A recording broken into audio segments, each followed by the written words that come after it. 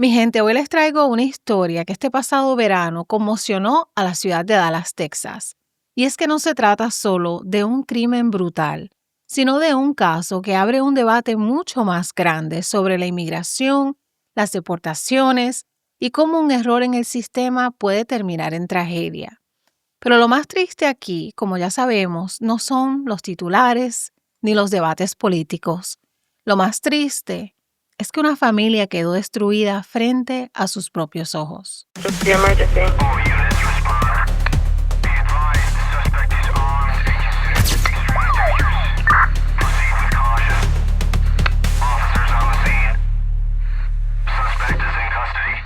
Hola mi gente, bienvenidos una vez más a su canal Delitos de Sangre. Yo soy Magali, gracias por acompañarme durante este nuevo corto episodio. Te invito a que te suscribas al canal, me des un like si crees que me lo merezco y que me acompañes en esta historia semana tras semana. Antes de hablar del crimen, vamos a hablar de la víctima porque si no, esto se convierte en morbo y no en justicia. Chandra Mauli Nagamalaya nació el 2 de diciembre de 1974 en el estado de Karnataka, en la India. Con el tiempo, Chandra se casó con una mujer llamada Nisha y alrededor del año 2000 tuvieron un hijo a quien nombraron Gaurav. Eran una familia migrante, como tantas, que llegaron buscando una mejor vida a Estados Unidos. En algún momento del año 2000, la familia se muda al estado de Dallas, Texas, y Chandra comienza a trabajar como gerente en el Downtown Suites Dallas Motel, ubicada en la cuadra 3400 de Samuel Boulevard. A Chandra, sus amigos y familiares le decían Bob, y todos lo describen como un hombre trabajador de 50 años, querido, respetado, un hombre tranquilo que hacía lo que tenía que hacer para mantener a su familia. En los reportes de la prensa, los dueños del motel hablan de él como un empleado responsable que llevaba 2-3 años manejando el lugar. Ese hombre que un día se montó en un avión desde la India soñando con una vida mejor en Estados Unidos, terminaría perdiendo la vida de la forma más brutal que una persona se puede imaginar, frente a su esposa y a su propio hijo. Ahora, el sospechoso de este crimen se llama Jordanis Cobos Martínez. Hay medios y redes que le dicen Jordanis, Cobos, pero se trata de la misma persona. Jordanis nació el 20 de marzo de 1988 en Cuba. Y en algún momento Jordanis también migra a Estados Unidos de manera irregular y termina moviéndose entre varios estados, tales como Florida, California y Texas. Y aquí es donde la historia empieza a hervir, porque Jordanis no era un desconocido para el sistema. Según documentos y reportes, Jordanis tenía un historial criminal extenso. En febrero de 2017, en Miami-Dade, Florida, fue acusado de robarse un Mercedes-Benz. En junio de 2017, en South Lake Tahoe, California, lo arrestan por intentar hacer un carjacking de un vehículo, mientras estaba desnudo, así mismo, mi gente, completamente desnudo, intentando quitarle el carro a una mujer.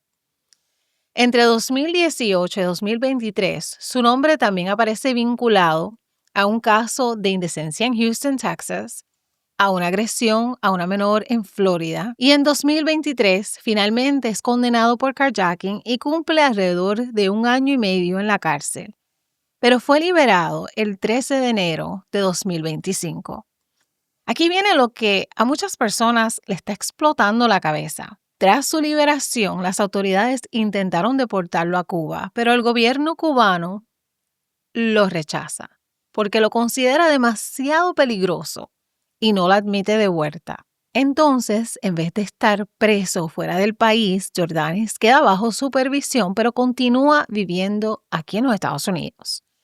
Es decir, un hombre con robo de autos, carjacking desnudo, indecencia, agresión a una menor que fue condenado y rechazado por su propio país natal, termina trabajando en un motel y viviendo en Dallas, Texas. Para colmo, familiares y familiares de algunas de las víctimas desde Cuba han afirmado en entrevistas que Jordanis ya habría estado implicado en otro hecho violento en Cuba, incluyendo la pérdida de vida de otras personas. Eso por ahora son alegaciones porque no han sido probadas en corte acá en los Estados Unidos, pero muestra que la fama de peligrosidad no era cosa nueva. Ella puñalada que le quitó la vida. Roberto dice que aún no encuentra justicia por la muerte de su padre, Rolando Peña Almaguer, quien fue asesinado en el año 2008. No solo mató a mi papá, sino al hermano de mi primo, otro muchacho que andaba con él, que actualmente vive en Miami también, le propinó más de 10, 12 puñaladas. Alega que Jordanis Cobos Martínez es el supuesto responsable de la muerte de su padre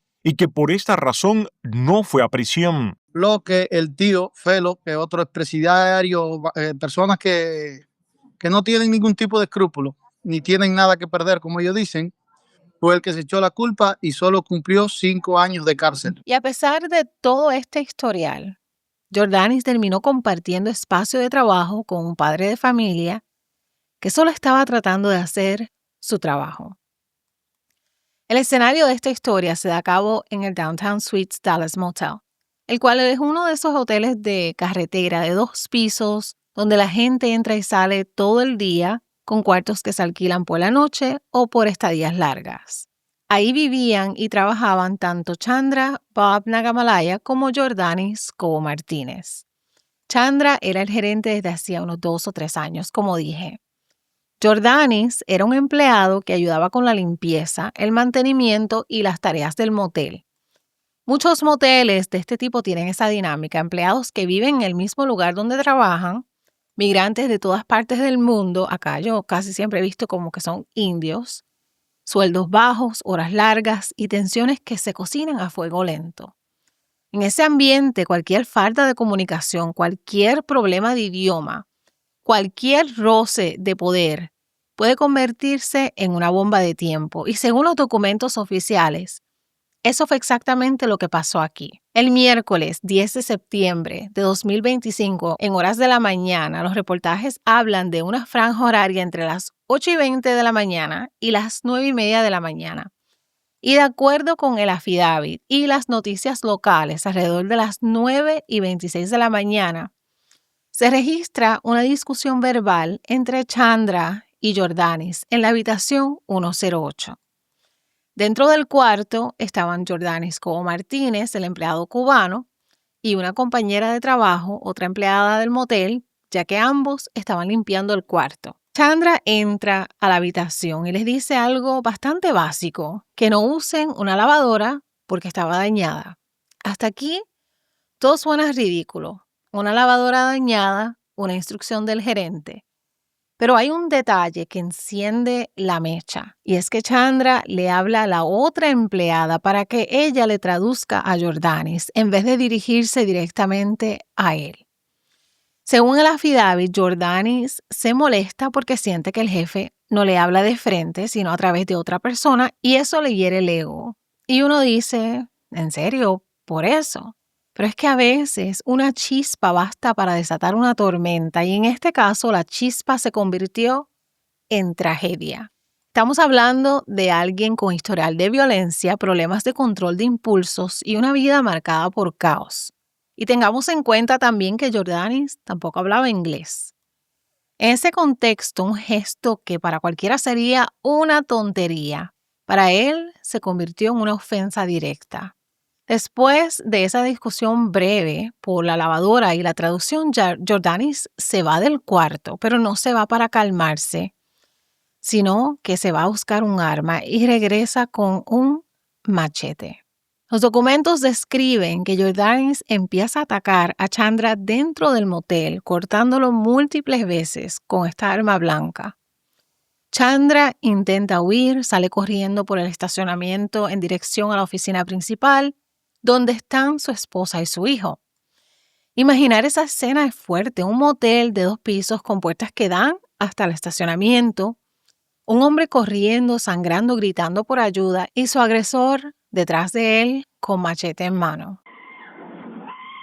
Es un crimen que ha impactado a la comunidad de Dallas, Texas. Un brutal asesinato que ocurrió dentro de este hotel, un asesinato captado por cámaras de seguridad que muestran el momento en el que un hombre es perseguido con un machete. Chandra llega cerca de la oficina y su esposa Nisha y su hijo Gaurav salen a ver el caos. E intentan intervenir, intentan detener el ataque, incluso intentan golpear a Jordanis con un bate para salvarle la vida a su esposo y padre. Pero Jordanis los empuja, los aparta y continúa atacando a Chandra. En esa acera, frente a esa oficina, en un espacio donde esa familia vivía, trabajaba y compartía su día a día, la violencia le ganó a la razón. Finalmente, Chandra cae al suelo y aquí ocurre lo peor.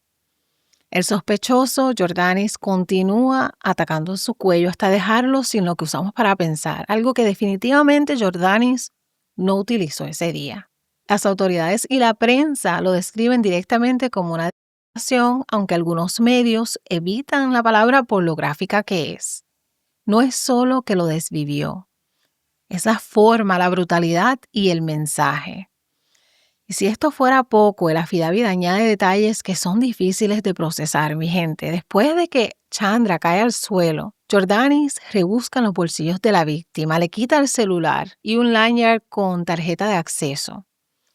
Luego patea lo que le cortó a Chandra 2 veces hasta hacerla rodear por el estacionamiento del motel. ¡Qué horror! Dios mío. La recoge y camina con ella hacia la zona del basurero, el dumpster, y la deja allí. Todo eso ocurre, mi gente, en plena luz del día, en una ciudad grande, en un lugar donde hay cámaras y hay testigos, frente a la familia de la víctima, frente a otros empleados, frente a un país entero que después va a ver todo esto en las noticias. Mientras tanto, Chandra queda tendido en la acera, sin vida, y la escena del crimen se convierte en uno de los episodios más perturbadores que se ha visto en Dallas, Texas, en los últimos años. Mientras Jordanis sale del área del motel, todavía cubierto de ese líquido vital y con el machete en la mano, las unidades de Dallas Fire Rescue y policías ya han sido alertadas. Unos minutos después del ataque, personal de emergencia lo sigue por la calle hasta que los agentes pueden detenerlo. Lo arrestan cerca de una tienda llamada Beer Mart Express, que también quedó acordonada como segunda escena posiblemente relacionada. Y a pesar de que estaba armado con un arma blanca, los oficiales logran capturarlo sin tener que usar fuerza letal, usando fuerza mínima, según las propias declaraciones de la policía. Ahí mismo lo llevan bajo custodia, lo trasladan a la estación y más adelante se sabrá que Jordanis admitió a la policía que había utilizado un machete para desvivir a Chandra y sus declaraciones quedaron respaldadas por el video de vigilancia y por lo que vieron los testigos. Cuando le mochó la cabeza, la pateó y luego la levantó y la puso en el cesto de la basura. Mientras tanto, en el motel, la escena es devastadora. La familia de Chandra está en shock, los empleados están llorando, los vecinos están en pánico. Imagínense presenciar una escena como esa, eso es una pesadilla. La escena con cinta amarilla, con patrullas, ambulancias, todo el entorno convertido en un escenario que ninguna familia debería vivir. Desde ese mismo día, el 10 de septiembre de 2025, la policía de Dallas anuncia que el sospechoso Jordanis tiene 37 años, enfrenta cargos de asesinato capital, la forma más grave de homicidio en Texas, que puede acarrear cadena perpetua o incluso pena de muerte. Mi gente, Texas no anda con rodeos en ese tipo de crímenes. No es descabellado pensar que la fiscalía busque la pena de muerte porque el caso tiene todos los elementos que la ley considera agravantes. Además del caso penal estatal, entra en juego ICE, la inmigración y control de aduanas.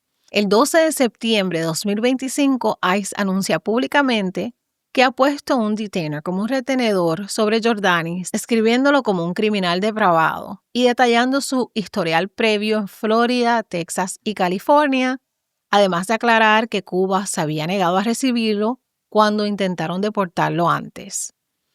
En octubre de 2025, los registros muestran que un jurado de instrucción lo acusa formalmente por asesinato capital y la noticia se hace pública en la prensa local de Dallas, Texas, alrededor del 12 o 13 de noviembre de 2025. Hasta el momento, Jordanis Cobo Martínez permanece detenido en la cárcel del condado de Dallas y con una fianza altísima y un aguante migratorio que impide su liberación. O sea, ahora no puede ser deportado, tiene que enfrentar la ley en Texas. El caso sigue su curso judicial con una comunidad indignada y una familia que no solo perdió a su padre y a su esposo, sino que lo perdió de la forma más traumática inimaginable. Después del crimen, la familia de Chandra tuvo y tiene que enfrentar no solo el trauma, sino también la realidad económica. Un jefe de familia que ya no está, cuentas por pagar, gastos funerarios y un duelo vivido en un país lejos de su lugar de origen. Amigos y cercanos organizaron una campaña de GoFundMe para ayudar a la familia. En entrevistas, la familia lo describe como un hombre trabajador, un padre presente, alguien que no merecía perder la vida de esa forma tan cruel y horrorosa. Obviamente, la noticia corre por la India. Medios en ese país reportan el caso de este hombre de Karnataka que fue decapitado en Dallas y muestra fotos de él sonriendo con gorra y polo totalmente distinto a la imagen fría del expediente. Ahí es donde uno se detiene y respira. Porque no se trata solo de un gerente de un motel desvivido por un cubano, se trata de una persona que tenía una vida, una historia, una familia que ahora carga con recuerdos imposibles de borrar. Y como era de esperarse, este caso no solo se quedó en la página de sucesos, entró de lleno en el debate político de Estados Unidos. Medios y políticos empezaron a usarlo como ejemplo de los peligros de un sistema migratorio laxo, señalando que Jordanis había sido rechazado por Cuba, pero sigue en el país con un récord criminal extenso.